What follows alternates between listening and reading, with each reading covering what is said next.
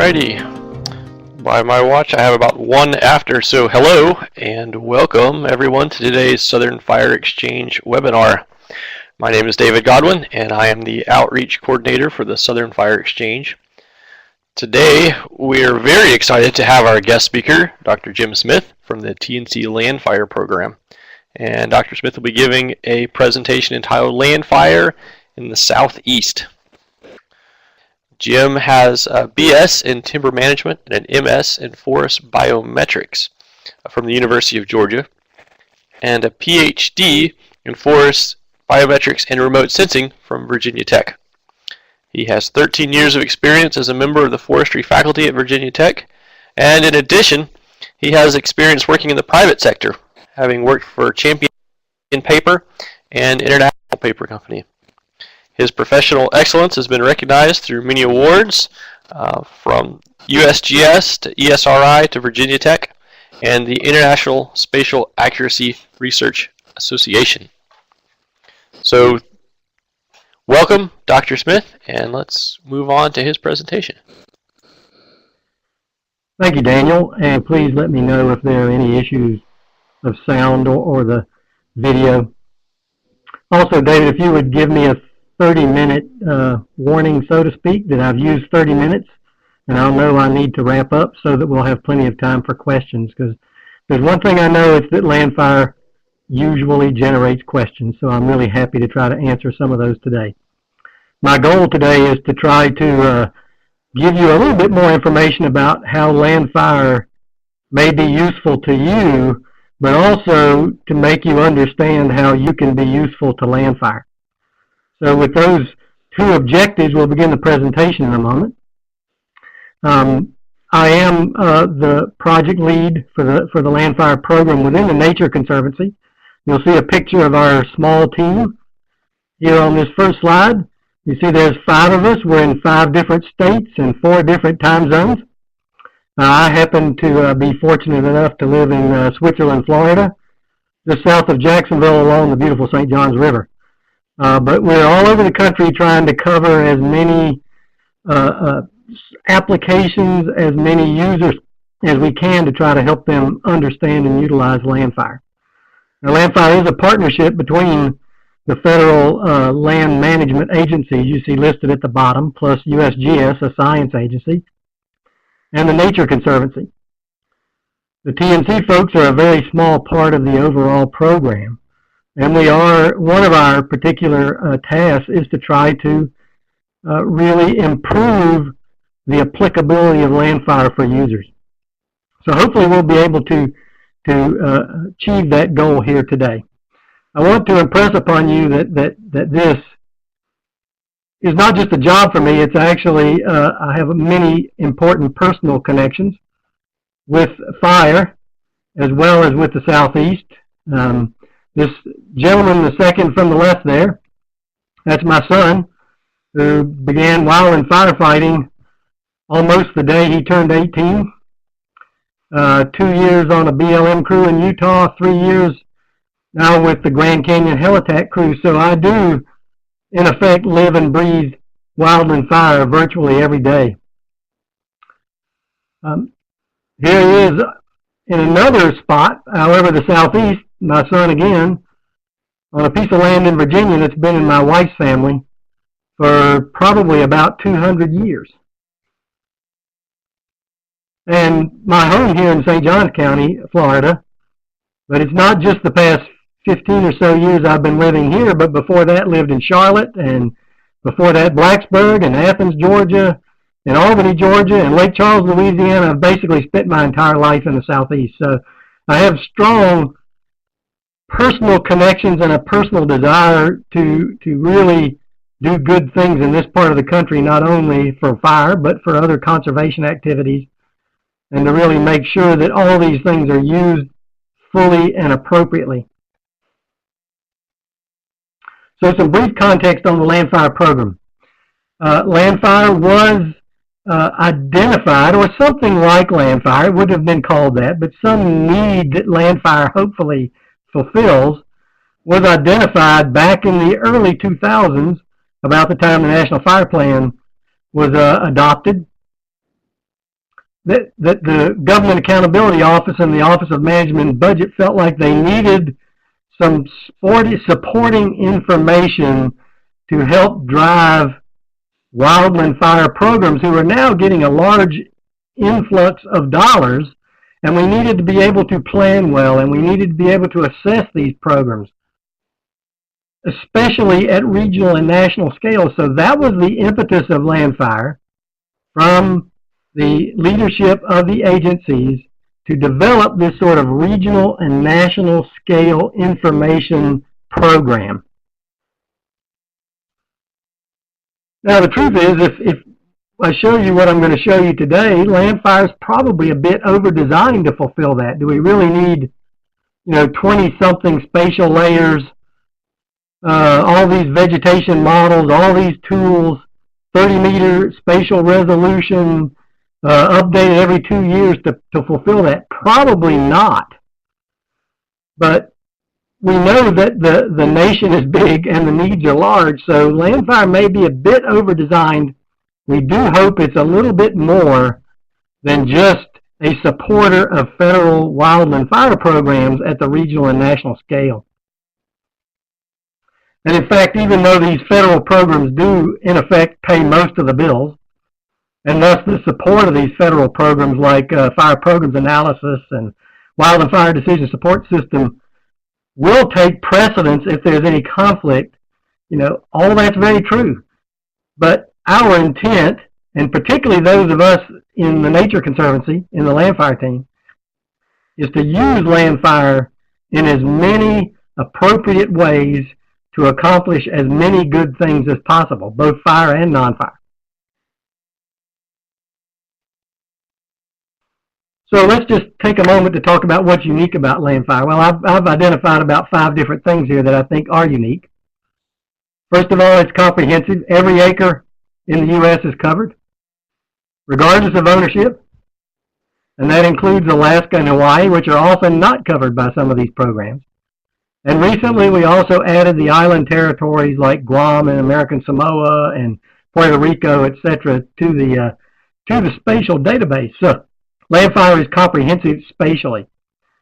It's also consistent. We've used the same basic processes in Florida, in Maine, in Kansas, in Washington, with a few minor exceptions. Alaska's a little bit different, so we had to do a few different things there, but the intent was to try to be as consistent across the country as possible, and consistency creates issues because Washington may not like us to do the same thing as we do in Florida, and vice versa. So while we think this is important to allow comparability across the nation, it does have a price. We've also tried to be consistent over time since the original Landfire version was delivered going on, starting about 10 years ago. Tried to be consistent through time to hopefully ultimately be able to do some monitoring and some change assessments over time as well. Now, the truth is we've had to evolve some over time because we found out some things weren't working or didn't meet certain needs of the agencies or other stakeholders. So things have not been perfectly consistent, but we do try to do that as much as possible. For all the data folks, you'll find that the third bullet here, internal compatibility, is very important. And what that means is the spatial layers all match thematically and spatially. This data can be used almost instantly from the time that you obtain it. Very little has to be done to it to make it usable, because all these layers do match thematically and spatially. And by thematically, I mean you won't get odd combinations of things when you overlay some of these different layers. Also, other products like the tools we've created work with the layers. The vegetation models that we created as a part of Landfire also are compatible with particular layers within the product suite. So this is very, very important that we not create any disjointed nature among these products. The fourth reason Landfire is unique is because it does create some important one-of-a-kind products. As I mentioned before, we have dynamic vegetation models, and you won't see those today, but that's a subject near and dear to our heart here in TNC, because that's been something that we've been working on, was a major task of ours, to create quantitative vegetation models for every ecological system in the U.S. And we have done that, and they are available.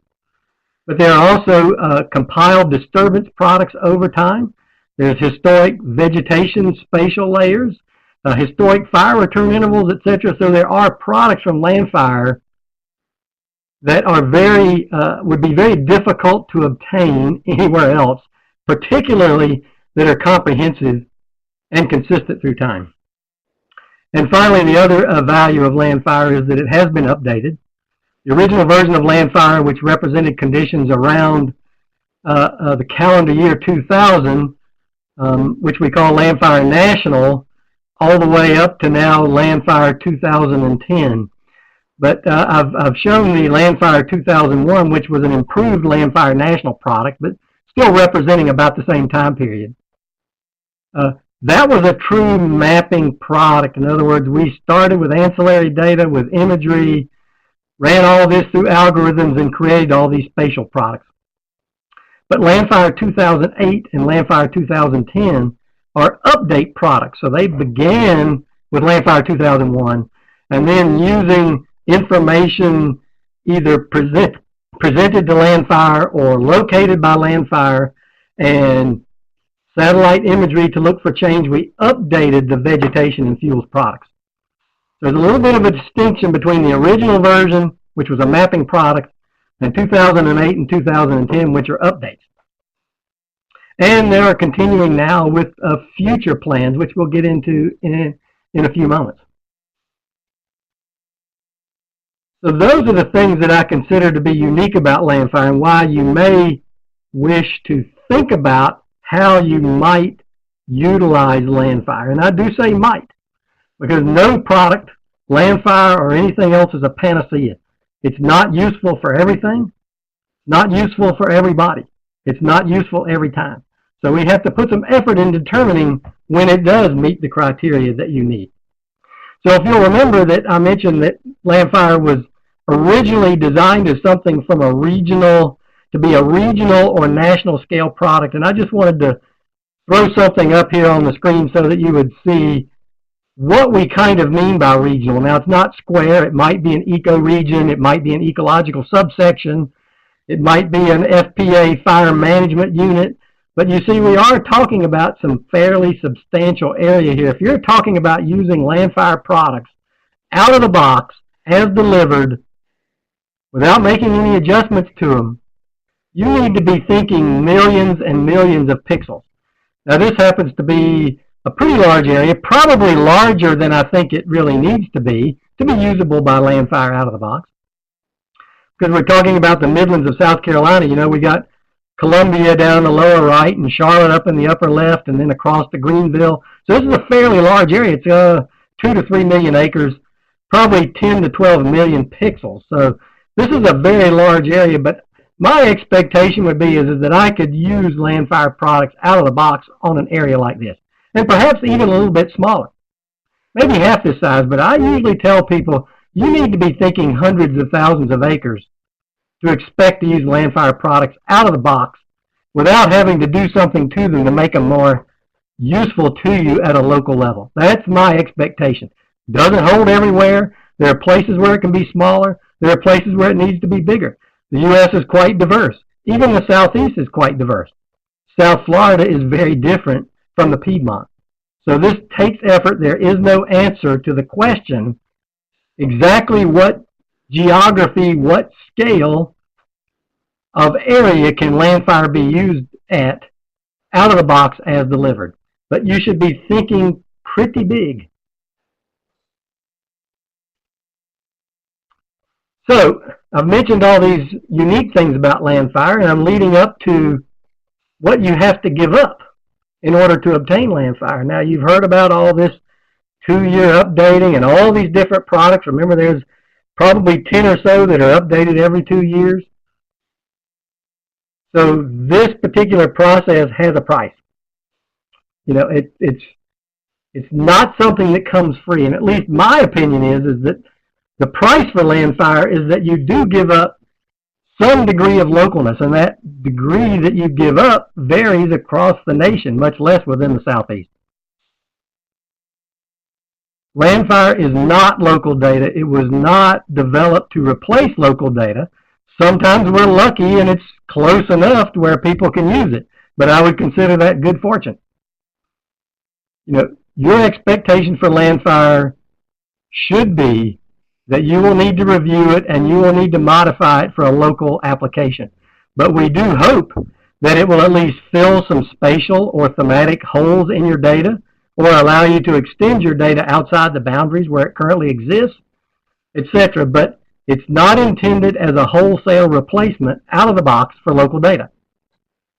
So let's just zoom in on an area so that you can see what it looks like, because this local applicability is always a question that I run into about Landfire data. Most spatial data sets, when you start to make the area of interest smaller than what it was originally designed to support, the applicability of that data will usually get less and less, get poorer and poorer, and that's certainly true of Landfire. So I'm going to zoom pretty far in. This is probably about, I don't know, 50,000 acres or so. This happens to be the Disney Wilderness Preserve, and I just picked an area that I've been to, so I have a picture of it in my head and can speak about it a little bit. So you can see that as you zoom in on a product like Landfire, 30-meter raster data, as you get closer and closer to it, you start to see things that maybe you don't like. It doesn't mean the map isn't generally representative of the landscape, but you start to see some of the oddities, the spatial, the sort of speckly nature of the data, and you see these individual pixels. You can actually see individual pixels at this scale, each of which is between a fourth and a fifth of an acre. They really don't matter much in the overall scheme of things, but they do draw your eye, so you do wonder about how good this data is. Now, I would tell you that this data is actually pretty good in this area. This bluish, lightish blue color is a mixture of Florida dry prairie and pine flatwoods, and these oranges are cypress domes, and you see some marsh in here, and so generally this does give you the right general spatial pattern for the landscape. But I don't think you could print this out as a map and put it up on the wall in the visitor center of the Disney Wilderness Preserve and actually ask people to use it. So it could take some work to make it a locally applicable map, even though it generally represents the landscape relatively well. This happens to be Landfire 2010 existing or current vegetation type. And one thing to remember is that Landfire maps ecological systems, not land cover, so there's a little bit of difference there, and that sometimes causes some confusion. So let's go back to the South Carolina Midlands and zoom in on an area, and I want to give you a tour of some of the products so you can really see what's going on as you zoom in on Landfire. So if I look at it at this scale, it looks pretty good. It looks like a map. I get a nice broad scale perspective.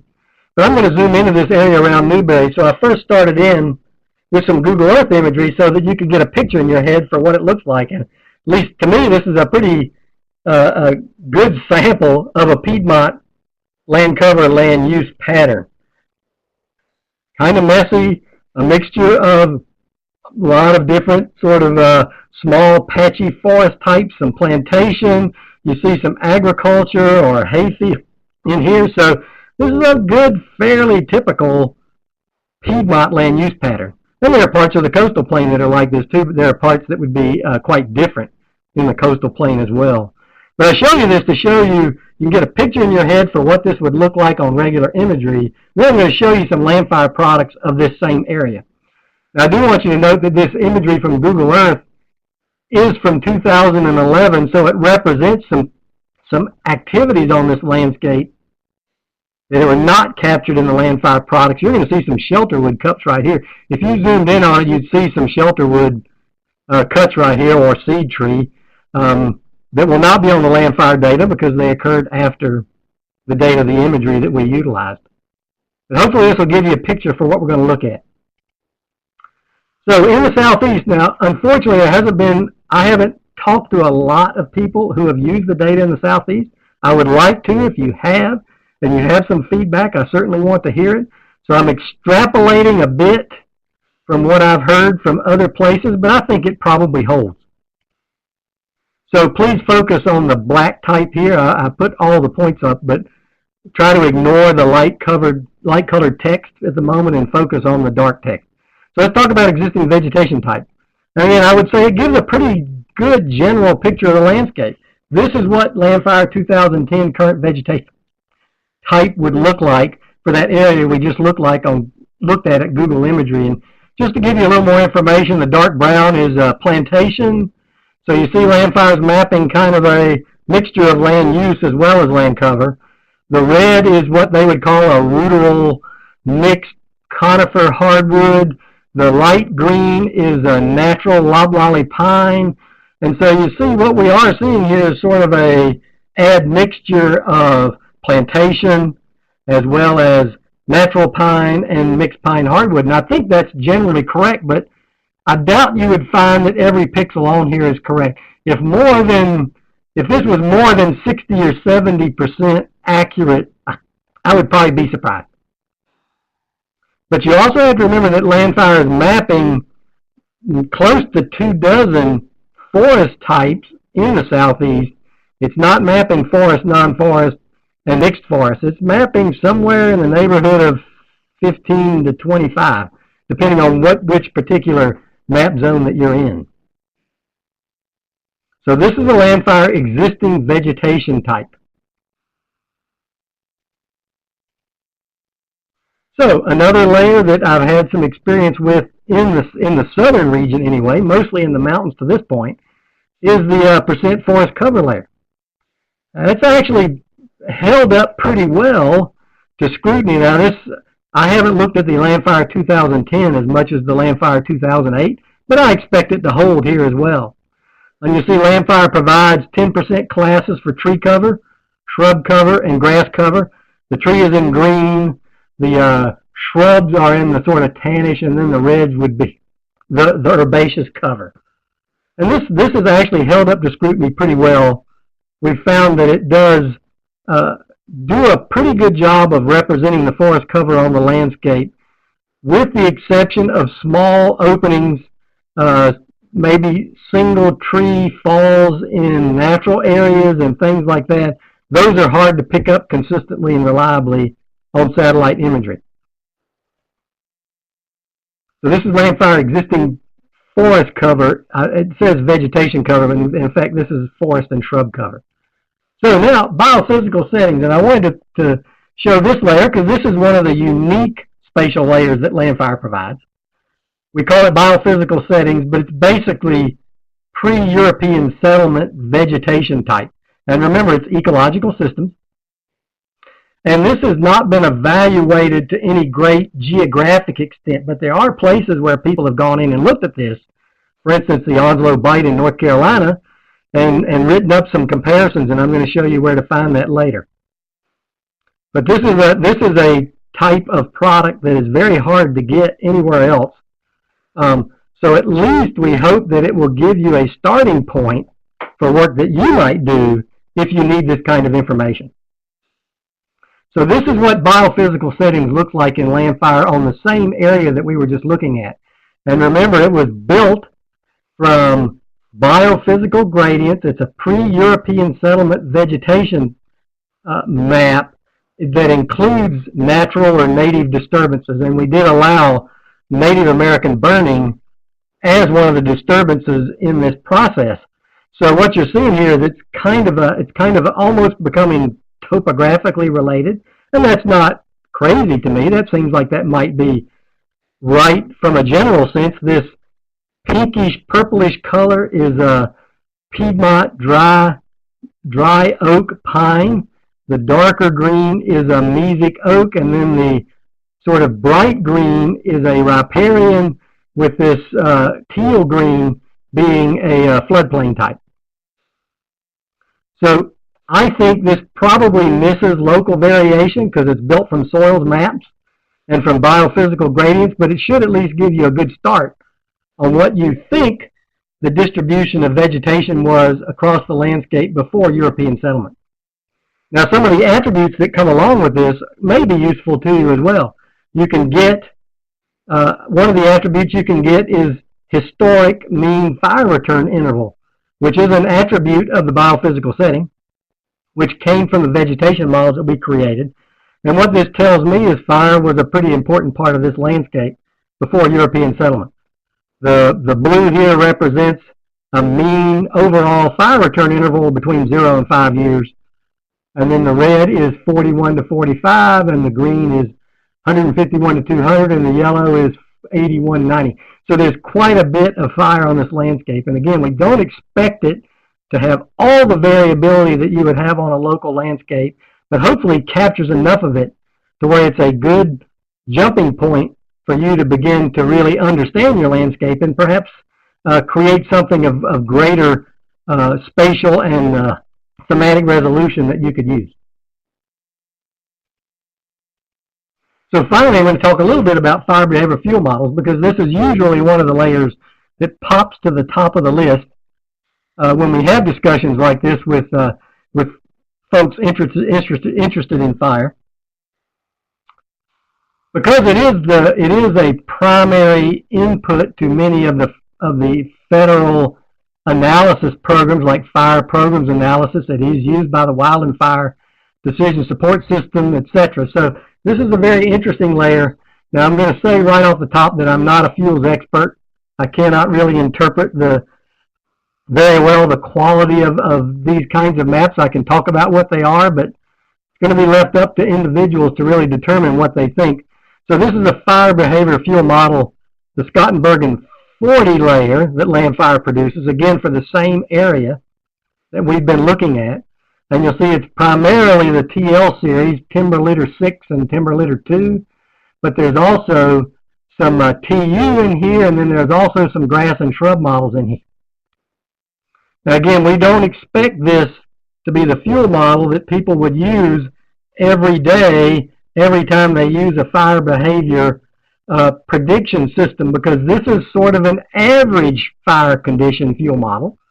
Landfire is considering developing and making available an average condition model like this one, as well as an extreme fuel model under extreme fire weather conditions as well, so that people could choose which one they thought would be most useful as the beginning point.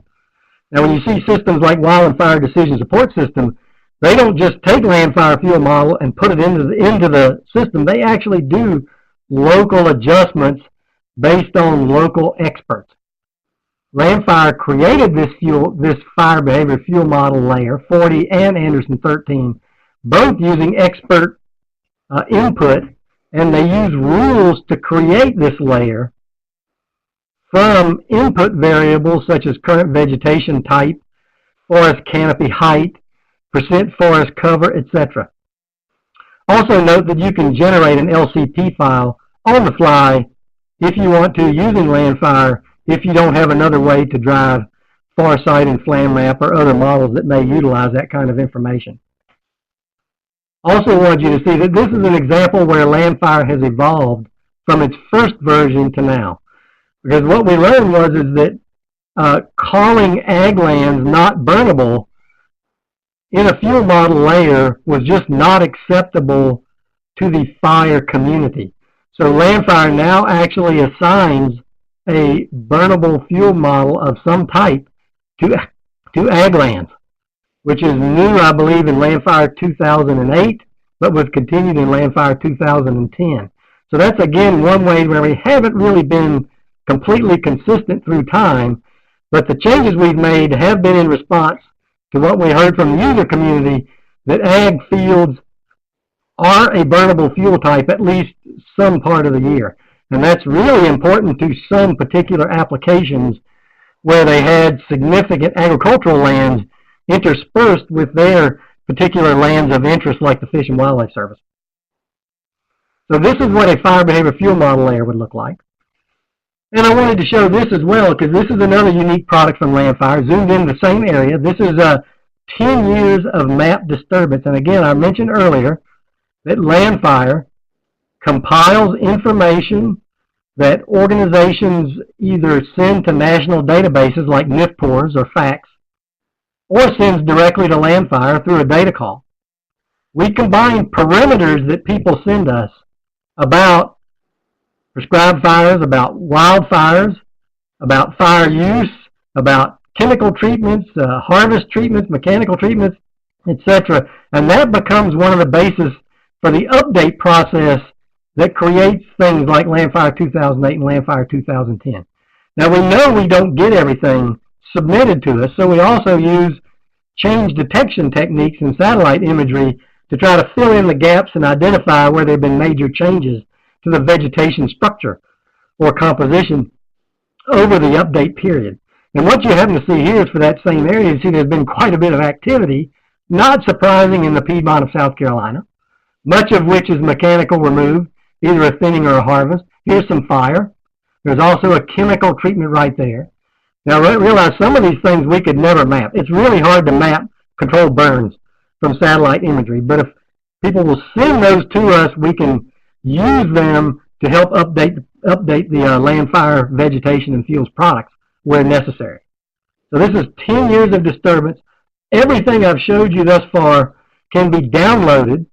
There's a tool up here. I don't know if my cursor is working in this Adobe Connect, but up here you see a tool that you can load into ArcMap called the Landfire Data Access Tool that you can use to go grab Landfire data right off of the servers and bring it right into ArcMap.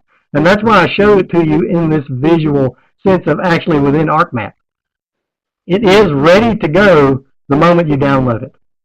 The other option is to use the data distribution service where you download through a web interface that Landfire provides on landfire.gov. Or if you're in the U.S. Forest Service, there is a network T drive that has the data from which you can download it as well. So there's a lot of ways to get this data. And I haven't showed you all the layers, but hopefully given you a taste of what it looks like on a pretty small piece of the South Carolina Midlands.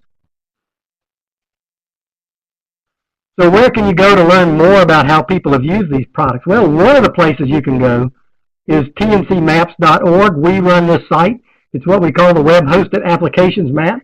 And if you open it up, you'll see that we see a map of the U.S., and you see these orange balloons, which are points that we've added to this map. If you click them, a dialog box will open, and you will see a photograph and a description of a project that actually used Landfire data, and a link that will take you to more direct information about that data.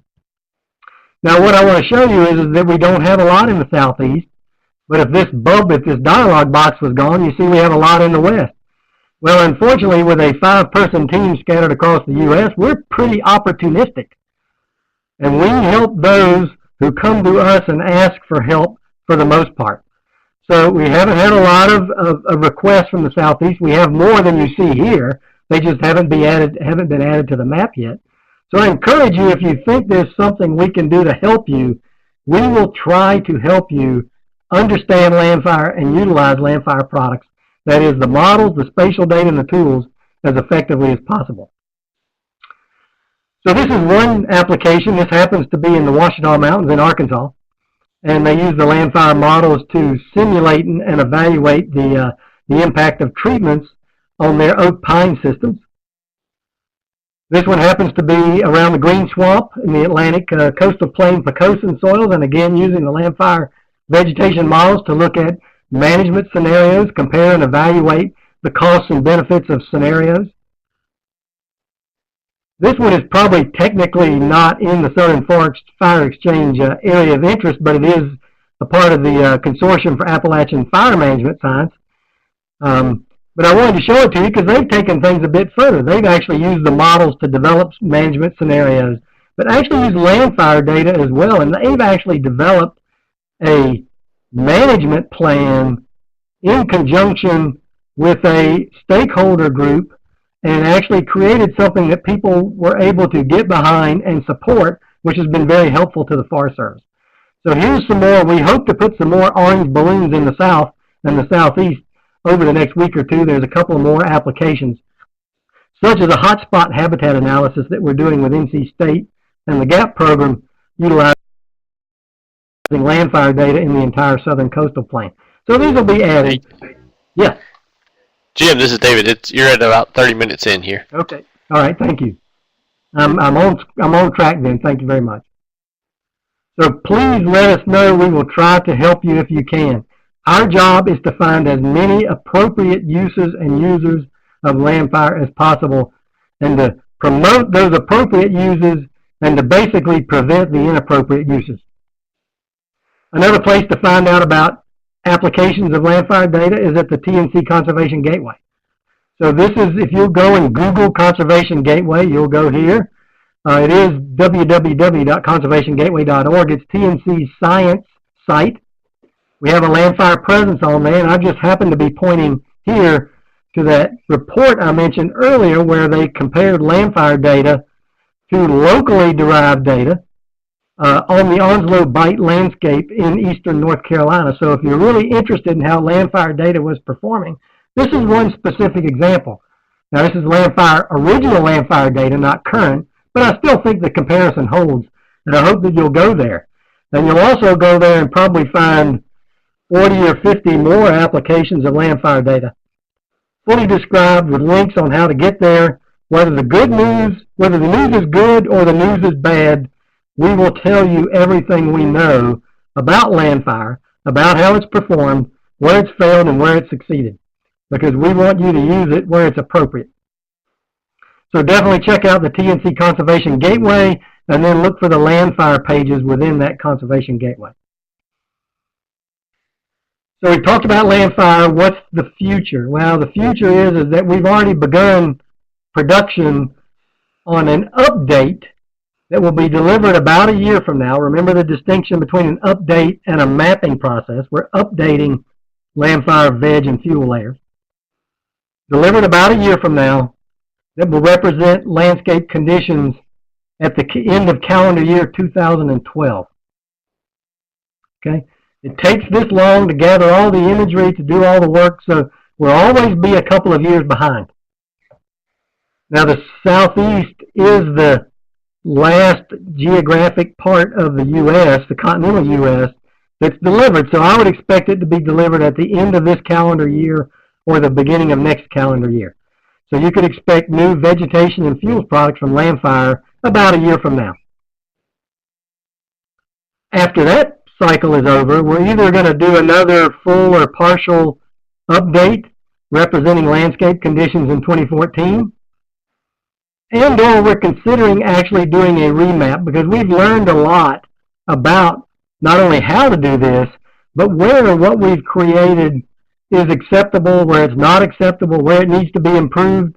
We've learned, we've acquired a lot more background data in terms of plots, as well as imagery and ancillary data sets, including soils and things that would allow us, we think, to do a better job. So that's a potential after this Landfire 2012 production process is over.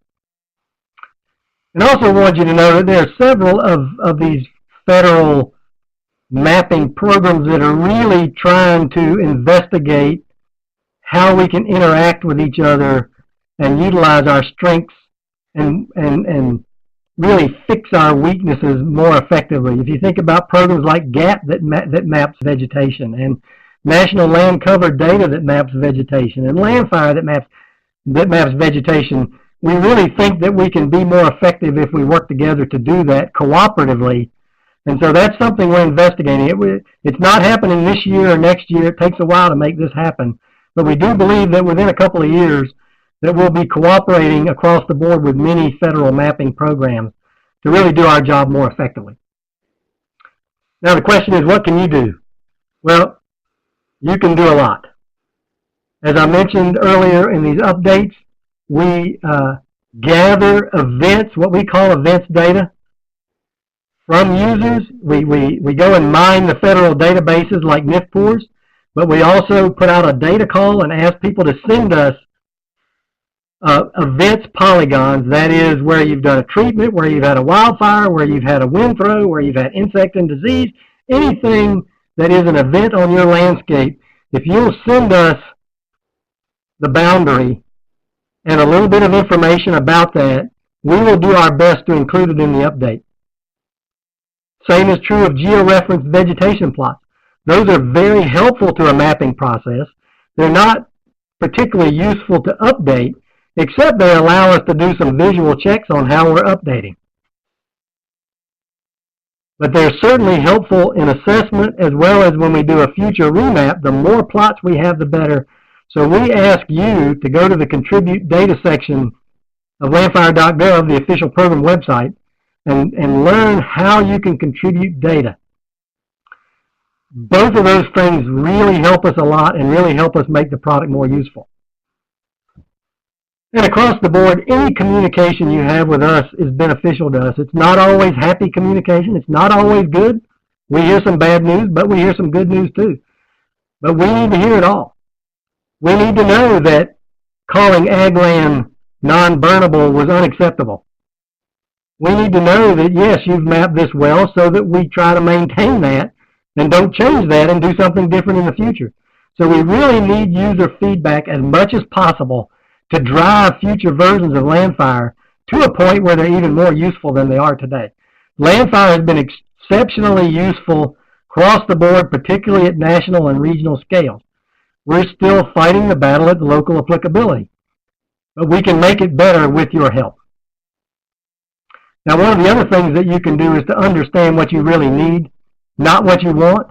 We'll probably never provide everything you want, but we may be able to get close to what you really need. We can get closer and closer if you'll help us. But if we operate in a vacuum, we're not likely to improve that much.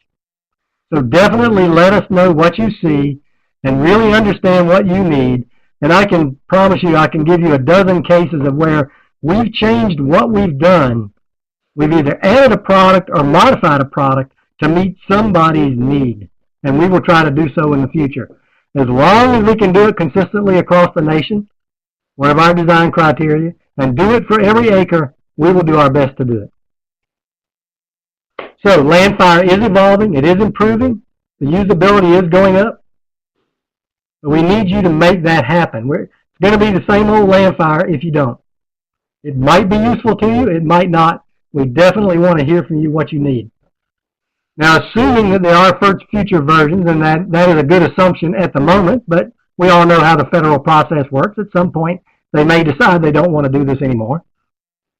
But right now, we're assuming the future is bright. So anything you can provide, we want it. We want it to try to make the Landfire product more understandable, more applicable for you at whatever levels you're working at. So now, I'm open for questions. This is a nice watercolor of a Vegetation longleaf pine savanna in North Carolina. So I thought that'd be a nice backdrop for the question and answer session, David. That's outstanding. Thank you very much, Jim. And just a quick update, if anyone joined us during the presentation and missed the beginning, my name is David Godwin, and I'm the Outreach Coordinator for the Southern Fire Exchange. And our presenter today was Dr. Jim Smith, who is the Program Leader for the TNC Landfire Project. So as Jim said, we said at the beginning, we'd like to take the time left in our hour to address questions from the audience. So if you have questions, please go right ahead and type them in. I see we already have some coming in now into that chat window, and I'm sure Jim will be happy to address those. So I see one of the ones we already have coming in right now from Beth, and she says, I found some smaller scale maps on the website. Are they, quote, zoomed in? Same information, or are those maps actually different? And if so, how are they different? Hi, Beth.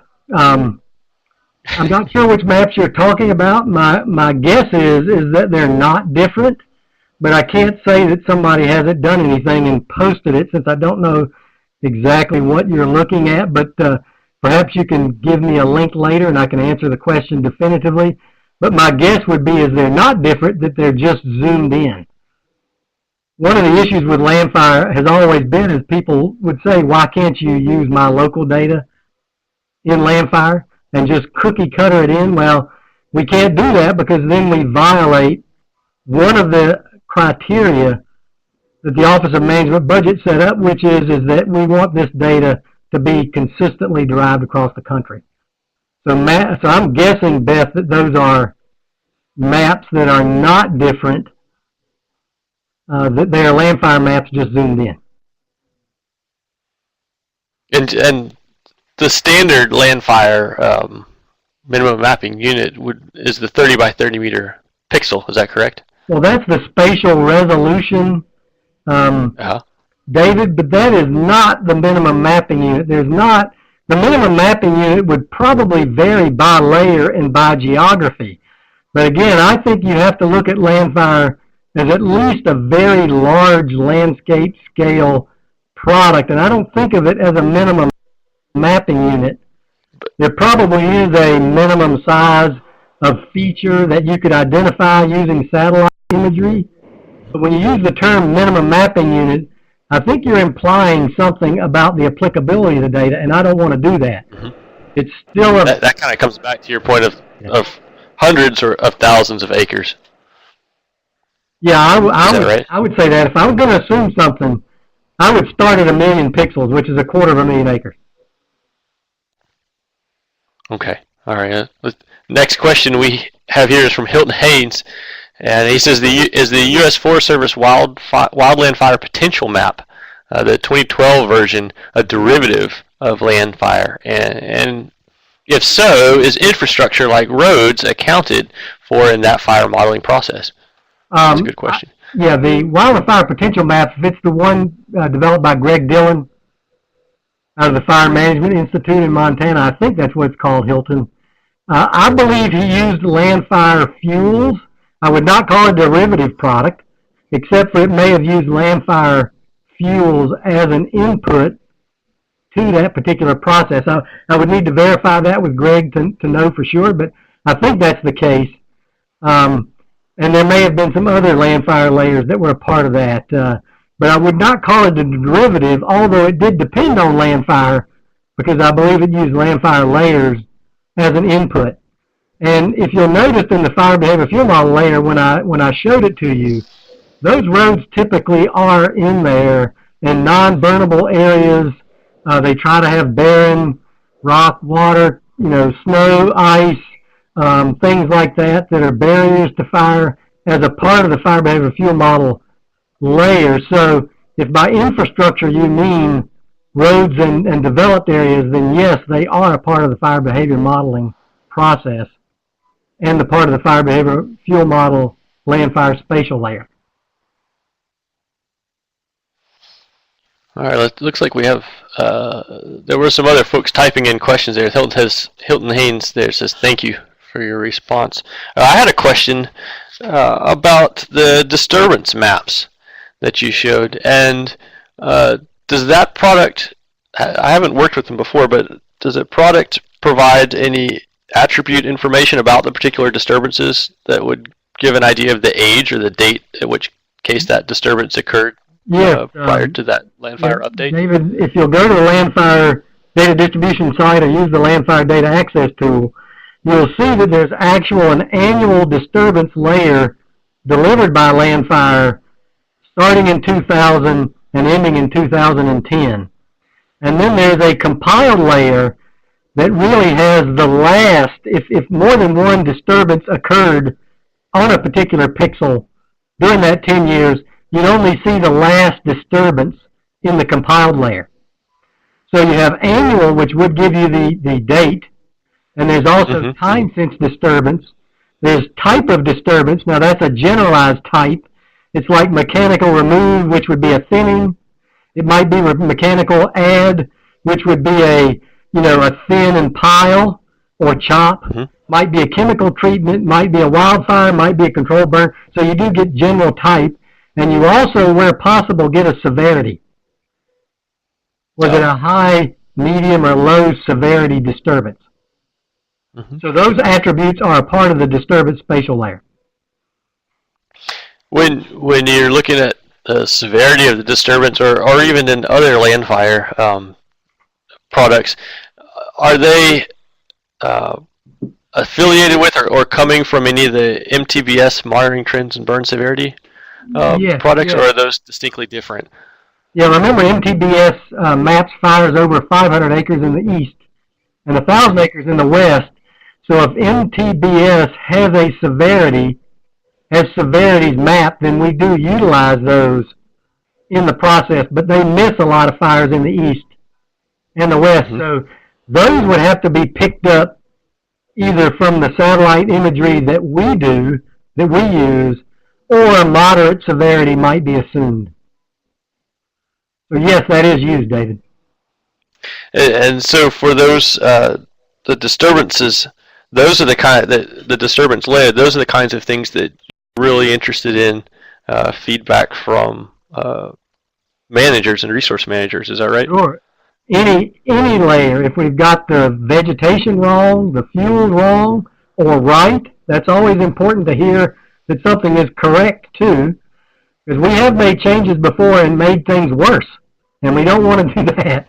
We want to always improve. So anything we want to hear feedback about, any layer, but disturbance is a key one for driving the update process. If we miss a disturbance, the only update we can make is growth, which in the south can be significant, but in many parts of the country you don't get much growth in a 2-year period. So disturbance really drives the update process. Okay, well, thanks. It looks like we have another question that came in from Mindy, and she says, which site should we use to get the latest data? The tncmaps.org/landfire or landfire.gov? Mindy, you should always use the landfire.gov to actually obtain data. The only thing you'll find on TNC websites is information about the data and potential applications or actual applications or supporting materials. So you need to go to landfire.gov to actually review the data or really download any of the tools that Landfire has created as well. Okay, well, that sounds good. Let's. Any other questions from the audience? Looks like we have I got about 5 minutes left in our hour. And so you talked about the example in North Carolina and then up in the Appalachians. Do you know, are any of the larger management areas in the South, the Forest Service or the U.S. Fish and Wildlife Service, do you know, are they working with the Landfire data sets in their management areas?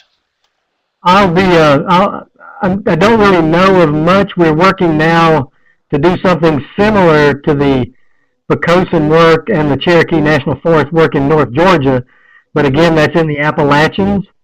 But those people that work in the Appalachians in Georgia also work on the Oconee in the Piedmont, so we might be moving down there at some point.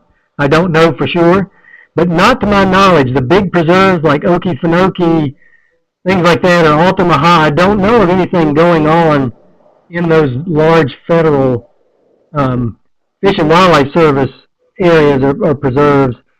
Most of our work thus far has been with the Forest Service, and again, I have to admit that we're more opportunistic. We probably should do more work with the Fish and Wildlife Service or with the BIA or others, but it's just who we can support at what time given the resources that we have. So we'd like to do more, but so far we haven't.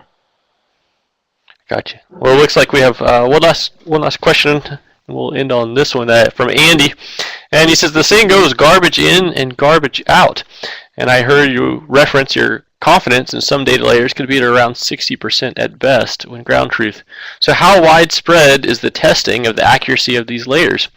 If your requests regarding data submissions are not well received, what can we tell people regarding our confidence in these data? That's a good question, Andy, and you know, I would expect. Well, let me first tell you that we did do a quantitative assessment 4 or 5 years ago of the original Landfire product, and that was the value that I quoted to you of the 60% or so. By the way, those reports are available on landfire.gov under the Science and Application Library. Under the data quality section, you can actually see those reports of that quantitative assessment that was performed of the Landfire EVT and some of the BPS layers. We're undertaking a new assessment of the Landfire 2010 product right now, and we hope to have that out pretty soon. But I would expect that the current layers are as good or better than the 2001 layers, Andy. I don't have any explicit evidence to back that up, but knowing what we've done and knowing how we've done it, I would be surprised if we've significantly improved or basically hurt the overall accuracy. I think that's probably going to be a pretty good number. And that's what I would expect, and that is giving your point there about, we know we don't get all the disturbances submitted to us. That's why we have to use remote sensing to try to fill in the gaps, which is certainly not perfect.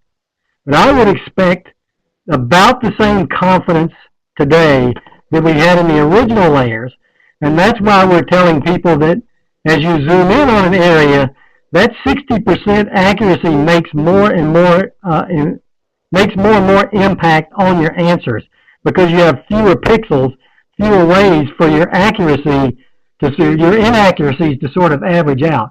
So that's why we usually say the bigger the area, the better you should expect Landfire to work on that particular area. So you just have to be careful as you zoom in, because those little errors add up when you're looking at a small area, but they're less important when you're looking at a larger area. So my confidence is not changing. I feel pretty good that number is going to hold. All right. Well, thanks. And looks like